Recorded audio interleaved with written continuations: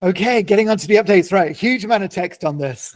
This is a big update to share. And it's not, I think it's going active now, but it doesn't take full effect until 2026. So don't expect you to read that. But the access experience within Google Drive is changing. So Google is going to make it a lot easier to manage who sees what in shared drives and My Drive. Essentially, what is changing?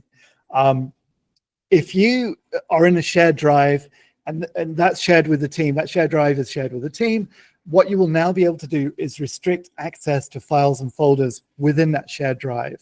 So rather than having it shared to everybody, this was in beta last year. So if you saw this, you might have been a part of the beta last year. By February 2026, this will be rolling out, and you'll have the option to limit folder access within shared drives.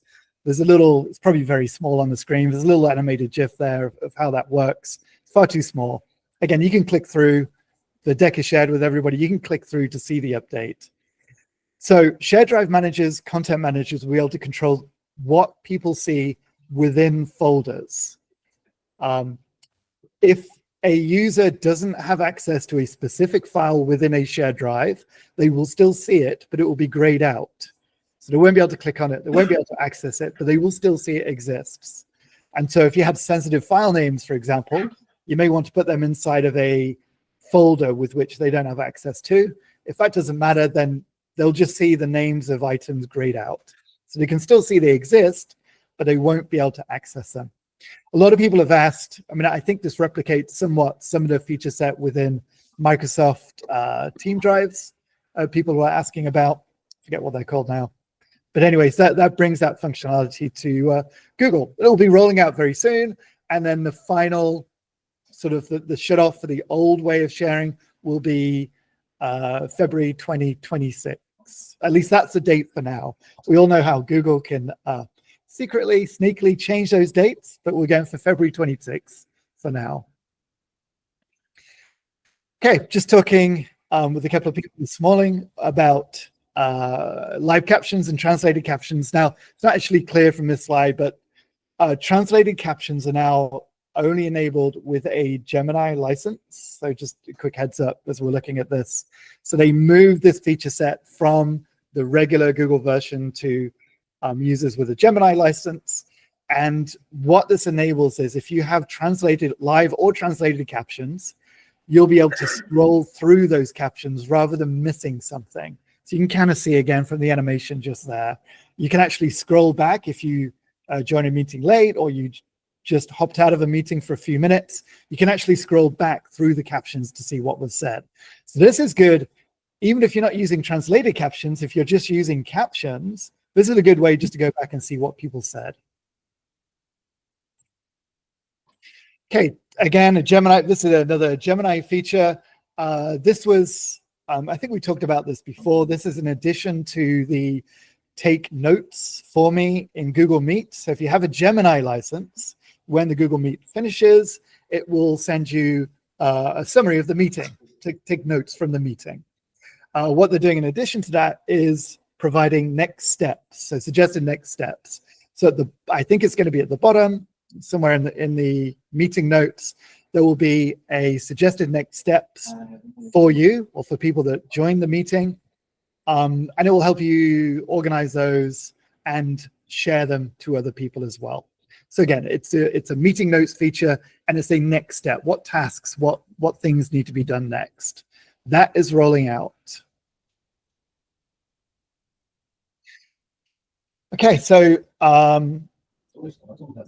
think we talked about DLP and Gmail a few times.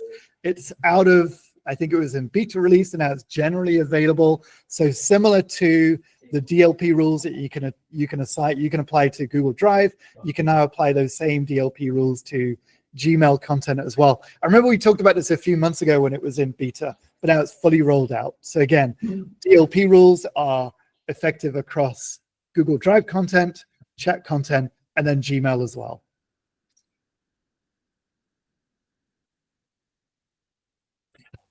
Okay, if you're in another Gemini update, so Gemini has just received an update with the model that Google is pushing out. So the model is 2.0 and specifically 2.0 Flash. So that will be the default model you're accessing when you're accessing Gemini now. So whether you're on the Gemini web version or the Gemini app version, 2.0 Flash is the default version. And essentially, just to follow up on that, what it really means, it's just a more powerful model. I say just. It's a much more powerful model. So Google started a year ago with 1.0, about 6 months ago with 1.5. Now they're on 2.0. Okay, so Google Groups. We were just, Peter and Charlie and myself were just talking about this. A big update to Google Groups has just rolled out. Haven't seen any updates to Google Groups for, I think, many years. You have the ability now to pin a conversation within a Google Group. This actually might be useful for parent groups. I'm just thinking like organized parent organizations, sports teams, and so on. You could pin the top message with behavioral guidelines, for example, or schedules or anything like that. So the ability to pin a conversation in Google Groups. Just a quick update to the user, basically any user experience, but especially the consumer experience. If you have the Gmail app, it's going to highlight bills to pay. It's going to show a quick summary of what's in the email. If you have like things like bills to pay, and it'll just show at the top the amount that you have to pay. Probably less useful within the education environment. But again, if you're on the consumer version of Gmail, you'll see those little kind of screens, pop-ups at the top. Probably, if you're in this call, this is probably not going to be applying to you. But if schools were migrating from Microsoft to Google, there is now a tool to migrate Microsoft Teams messages to Google Chat. So we're in the process of talking to a couple of schools which are looking to migrate from Microsoft, so it'll be really useful for them. So if you were in Teams, there's now a tool to migrate those messages to Google Chat. Okay, so talking about Google Chat, it had a pretty useful update. So you've probably seen over the last 12 months, we've talked about a lot of updates coming to Google Chat. Obviously, Google Chat comes out of all the many different collaboration and communication platforms that Google's had over the years. If anybody remembers Google Plus back in the day. Google Chat is the home of communication and collaboration, let's say, but also they're extending those capabilities to make it better for project management as well. And so one of those features as part of that is the board tab in Google Chat. So it's like a digital bulletin board. It sits just alongside your chats, and it just makes it a lot easier to manage like really important messages, files, and links. So you can sort of like save things. You can have a board which is things that you want to access very quickly. So it could be about ongoing projects that you're running, or just in general files that you always want to refer to when you're in Google Chat. So that board is rolling out. So the few updates that have come to Google Chat, and this just again expands the functionality. Again, I know there's a lot of text on that slide. The image sort of shows it. It'll be a lot easier to see it, obviously, when it's in Google Chat. Okay, so another update to Google Chat. This is for group direct messages. So in Google Chat, if you want to speak to a team or to a group, you can set up a space, or you can set up direct messages between a group of people. So in the same way that you can name spaces, you can now name group direct chats, if that makes sense. So if you were messaging a limited number of team members, you might want to name that IT group or something else, and you'll be able to do that as well. Similar to how spaces work without setting up a space. This is probably good, I think, for temporary projects or just smaller tasks that you're working on. Fairly specific update here. Data classification labels are now going to be visible across Android and iOS as well. So if you have data classification labels enabled on the domain, you'll see those visible on the mobile device as well.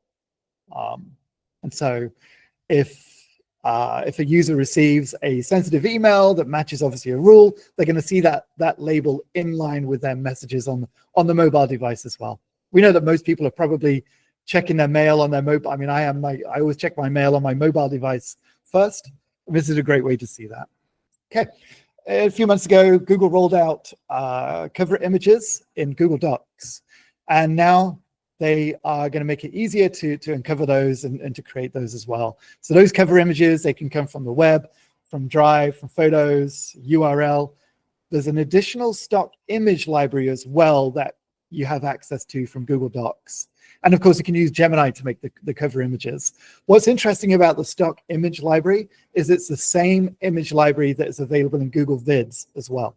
So now, kind of Google is unlocking access to these stock images, and they're available across multiple products. But specifically, this one is talking about the ability to create a cover image within Google Docs. So more places to do that from, more sources to take them from. Okay, so David Miles mentioned this earlier this week. I don't know if he's in the call, and I know David was having a problem setting this up. Polls have just rolled out to Google Chat. So a poll is essentially a chat app that you enable in your chat space. And again, the little GIF shows that how to do that. You access the poll app, and you create your options, and then you can send it out to your Google Space. I was able to do this in Google Spaces that we manage. David Miles mentioned that he was having problems getting it authenticated and sent out. You do need to enable, I think on the admin side, if it's not by default enabled, you do need to approve a marketplace app, the poll app. But anyway, once it is approved, then your users will be able to use a poll app in Google Spaces. Okay, so we've lightly touched upon the learning tools interoperability. That's the ability for features of Google Workspace to be integrated in other platforms. I'm not so sure how many people, if anybody's using this, but it's the ability, for example, to take elements of a Google Classroom and push them out to Canvas, for example. Specifically in this one is how Meet operates across different systems. We'll leave that update there. I don't think it really applies to many people here. Okay, another Gemini update. This is just a small usability update for Gemini users within Gmail. So you can access Gemini within the mobile application for Gmail as well. And when you create replies, you'll be able to automatically just insert those. You can do it inline. You can build, you can create, and then insert in line with the application. So you don't need to go anywhere else to do that. So again, it's basically the same way as Gemini works on the web when you're accessing from your computer. Small update here to Google Chat, just around how chat app commands work. If you have a third-party chat app, there may be commands that you can access from those chat apps.